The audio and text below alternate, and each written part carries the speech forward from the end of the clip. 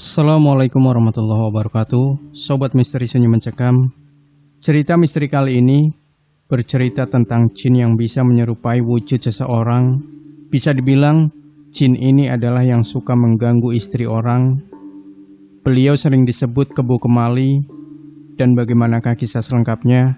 Langsung saja kita simak sebuah kisah misteri yang berjudul Kebo Kemali, Jin Pengganggu Istri Orang. Peristiwa aneh berupa ulah makhluk gaib yang mengganggu manusia sudah sering terjadi. Selain mengganggu dengan menyakiti secara fisik ataupun sekedar menebar teror, ternyata gangguan secara seksual juga bisa saja terjadi. Makhluk gaib yang sering jahil mengganggu wanita dengan ulah mesumnya adalah genderuwo. Kebo Kemali adalah bangsa makhluk halus yang ternyata juga senang mengganggu wanita. Perkara gaib ini setidaknya pernah terjadi di Desa Waru, Kabupaten Rembang beberapa waktu yang lalu. Orang yang mengalami kejadian itu adalah seorang pria bernama Sabar, istrinya Lastri. Kejadiannya bermula dari suatu malam yang mencekam. Saat itu warga Desa Waru dicekam ketakutan lantaran cerita dari desa sebelah yang mengatakan ada lelaki misterius yang sering kelayapan tengah malam. Belum lagi ditambah cerita beberapa pemuda setempat yang mengaku pernah memergoki lelaki dengan wajah seram yang hendak masuk ke salah satu gang di desa itu. Maka semakin komplitlah perasaan seram yang menghantui warga. Demikian pula halnya dengan Sabar yang memang amat penakut. Dia juga merasakan perasaan was-was yang amat sangat. Dia sebenarnya lebih suka untuk mengurung diri di rumah dengan melipat tubuhnya di dalam selimut. Namun karena tanggung jawabnya sebagai warga, dia terpaksa harus turut serta menjaga ketentraman desanya. Hampir tiap malam, meski tidak sampai semalam suntuk, Sabar ikut jaga malam di pos kampling yang berdiri tidak jauh dari tempat tinggalnya. Malam itu adalah giliran Sabar yang kebagian jadwal jaga. Karena tugas inilah, dia harus rela meninggalkan istrinya.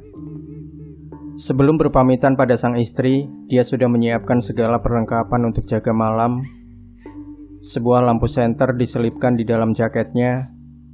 Begitu juga sebuah sarung yang dipersiapkan untuk mengusir dinginnya malam juga sudah melingkar di lehernya. "Bune, saya pergi dulu ke pos kamling ya. Tidak enak kalau terlalu malam keluarnya," ucap Sabar saat berpamitan pada Lastri istrinya. "Iya Pak Ne, hati-hati ya," jawab Lastri singkat. Sabar langsung loyor pergi. Pintu rumah pun segera dikunci dari luar oleh Sabar. Lastri langsung mematikan lampu yang menyinari ruangan tamu rumahnya. Begitu juga lampu ruang dapur juga ikut dimatikan. Tinggal sebuah bohlam 5 watt yang masih menyala di dalam kamarnya. Anaknya yang sudah sekolah di TK memang paling takut tidur dalam kegelapan. Oleh karena itulah lampu itu dibiarkan menyala. Sementara di halaman rumahnya juga dibiarkan gelap. Maklum saja, keluarga sederhana itu harus nebeng tetangga untuk mendapatkan aliran listrik. Oleh karena itulah, mereka harus bisa membawa diri, harus mengirit penggunaan listrik agar tidak diomeli oleh yang punya listrik itu. Di rumah, istri dan anaknya sudah damai dalam pembaringan, sementara Sabar baru tiba di pos kampling. Kedatangannya langsung disambut olok-olok oleh beberapa orang yang sudah menunggu di sana. "Wah, ngambil jatah dulu ya Bar," canda Gino. "Ngambil jatah apaan? Anak-anak aku belum tidur kok," ujar Sabar sambil duduk di sisi pos kampling. Malam semakin larut. Suara gelak tawa beberapa orang yang berjaga di pos kampling berganti dengan keheningan. Di tengah dinginnya angin laut yang berhembus kencang itu, tinggal suara jangkrik yang masih terdengar keras.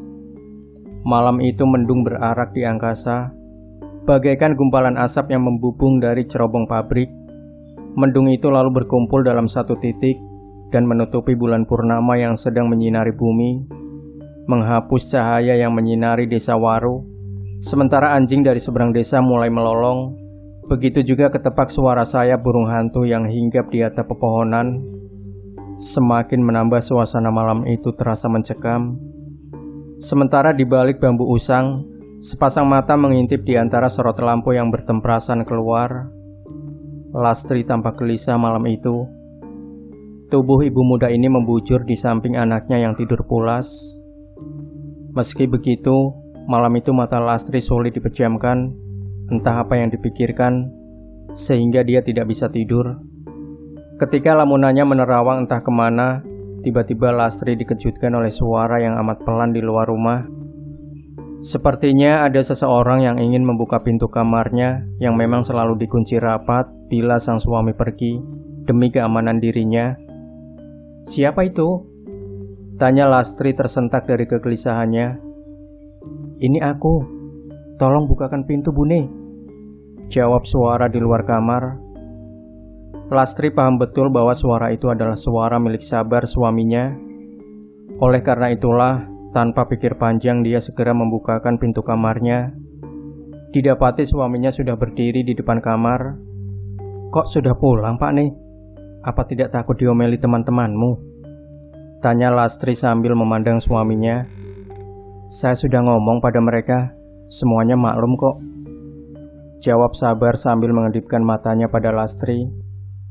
Lastri pun tersenyum lalu ngeloyor masuk ke dalam kamar. Dia tahu betul maksud dari suaminya. Kegelisahan malam itu akhirnya terobati. Kerinduan pada kehangatan sang suami di saat dia kedinginan akhirnya terpenuhi. Malam itu pasangan muda itu melampiaskan rasa rindunya. Jeritan-jeritan kecil sesekali mengganti suara jangkrik dan lolongan suara anjing. Setelah Sabar dan Lastri melewati malamnya yang indah itu, akhirnya mereka berdua terlelap dalam mimpi. Suara irama alam dari binatang-binatang malam seakan menambah indah malam itu. Malam seakan berlari dengan cepat. Seiring suara kokok ayam jantan, Lastri terbangun dari tidurnya. Dia merasakan ada orang yang menindihnya. Matanya dibuka lebar-lebar, lalu dia berucap, "Ada apa, Pak nih? Ayolah, aku kedinginan," balas Sabar sambil menahan nafas yang terengah-engah. Detak jantungnya juga semakin keras. Subuh itu Sabar betul-betul bernafsu untuk mengusir udara yang begitu dingin. "Tadi malam kan sudah, Pak nih. Malah nambah gitu kok," jawab Lastri lugas. Seketika itu juga Sabar langsung terpaku. Dia tidak bisa berkata apa-apa selain cuma memandangi tubuh istrinya yang hanya sebagian tertutup selimut. Sabar langsung berdiri dari tempat tidurnya. Matanya memandang kosong ke depan. Dia teringat cerita dari beberapa tetangganya bahwa lelaki misterius yang mengganggu desanya beberapa malam terakhir ini memang sering mengganggu wanita. Lelaki misterius yang belakangan ditengarai sebagai Kebo Kemali tersebut sering menggauli wanita yang ditinggal pergi suaminya. Sabar tidak habis pikir, kenapa istrinya sendiri yang menjadi korban? "Apa betul tadi malam kita telah berhubungan badan, Bune?" tanya Sabar masih tak percaya. "Iya, Pak nih," jawab Lastri dengan suara terputus dan ragu.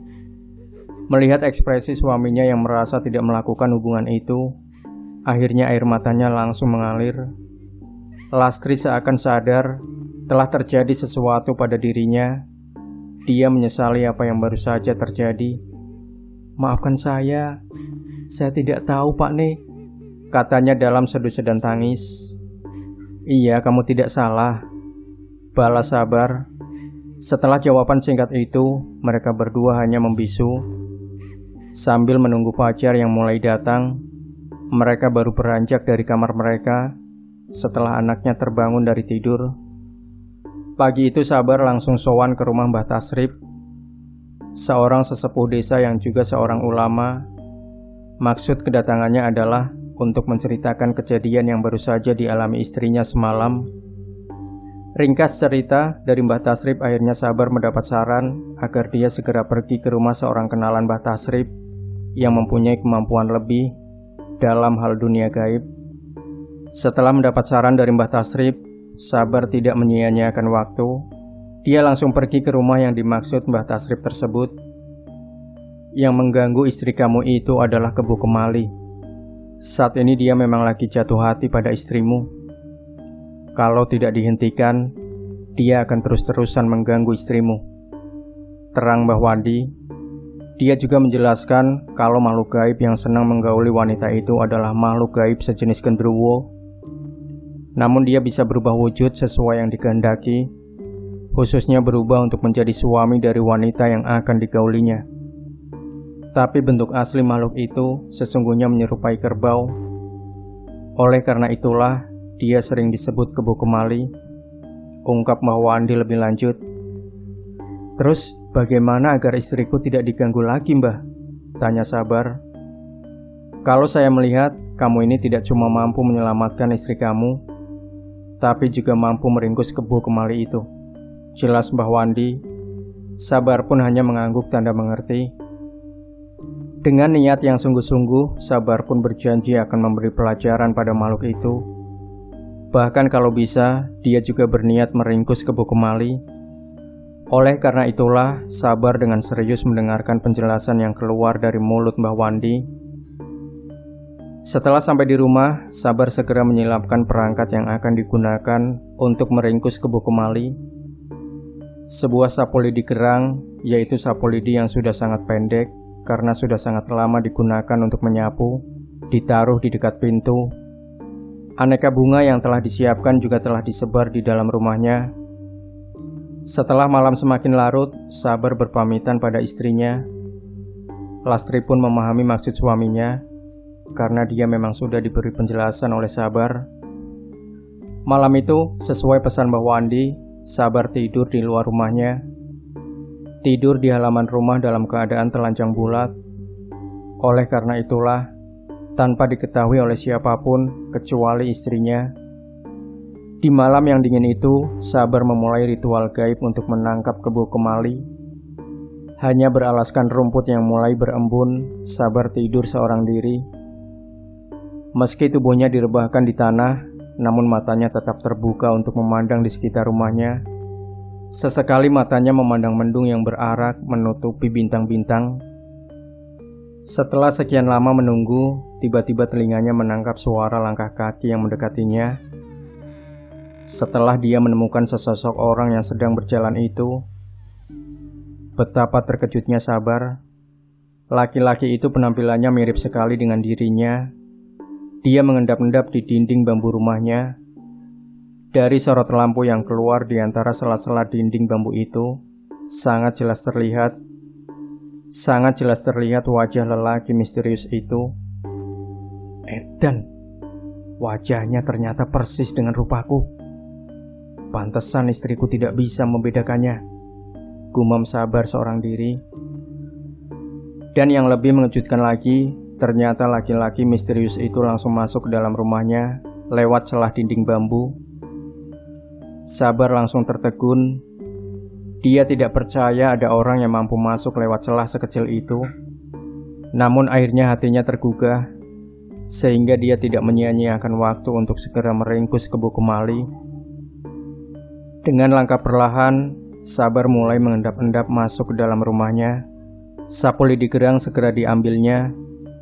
Dari pintu kamar yang terbuka lebar, Sabar melihat lelaki yang persis dirinya itu berdiri di samping istrinya. Tangannya mengelus-elus dengan pelan beberapa bagian tubuh Lastri. Bahkan lebih nakal lagi, tangan kekar berbulu lebat itu mulai berani meraba kedua paha Lastri. Dan lama-kelamaan semakin naik ke atas. Lalu dari belakang, Sabar langsung memukul lelaki misterius itu dengan sapu gerang. Kecemburuan dan amarah Sabar tidak mampu lagi dibendung oleh jerit tangisan lelaki misterius itu. Tanpa ampun Sabar terus menghujani pukulan yang bertubi-tubi. Sapu lidi gerang itu ternyata menjadi senjata pamungkas untuk melumpuhkan Kebo Kemali. Tubuh lelaki itu terkapar tak mampu berdiri. Dia cuma berjalan merangkak menjauhi Sabar. Sementara Lastri duduk di pojok tempat tidurnya sambil mendekap anaknya. Dia tampak ketakutan. Matanya melihat Sabar yang tampak garang sambil memukul-mukulkan sapu lidi yang dia pegang. Namun anehnya, Lastri tidak melihat siapa yang sedang dipukul suaminya itu. Setelah Sabar tanpa ampun terus memukulinya dengan sapu gerang, saat sedang merangkak mencoba menghindari pukulan itu, ternyata kepala lelaki misterius itu berubah menjadi kepala seekor kerbau. Telinganya panjang dan ada 2 tanduk di atasnya. Sabar menghentikan pukulannya. Matanya tertegun tidak percaya dengan apa yang sedang dia saksikan. Hingga tanpa dia sadari, perlahan-lahan kerbau itu berdiri. Saat itulah Sabar baru sadar kalau buruannya itu mau melarikan diri. Sabar memang lengah, dia tidak bisa menghentikannya. Pukulan sapu lidi yang dia ayunkan tidak mengenai sasaran. Kebo kemali langsung berlari. Sabar langsung mengejarnya, namun dia tidak mampu menangkap makhluk itu. Sejak kejadian itu, cerita adanya lelaki misterius yang berkeliaran di desa Waru sudah tidak terdengar lagi. Lambat laun desa itu kembali tentram. Hanya orang-orang tertentu saja yang tahu siapa orang yang telah berjasa mengusir kebo kemali. Demikian Sobat Misteri Sunyi Mencekam, jangan lupa berikan komentar Anda, like, share video ini, subscribe channel Sunyi Mencekam, dan kembali nantikan cerita-cerita misteri terbaru dari kami. Wassalamualaikum warahmatullahi wabarakatuh.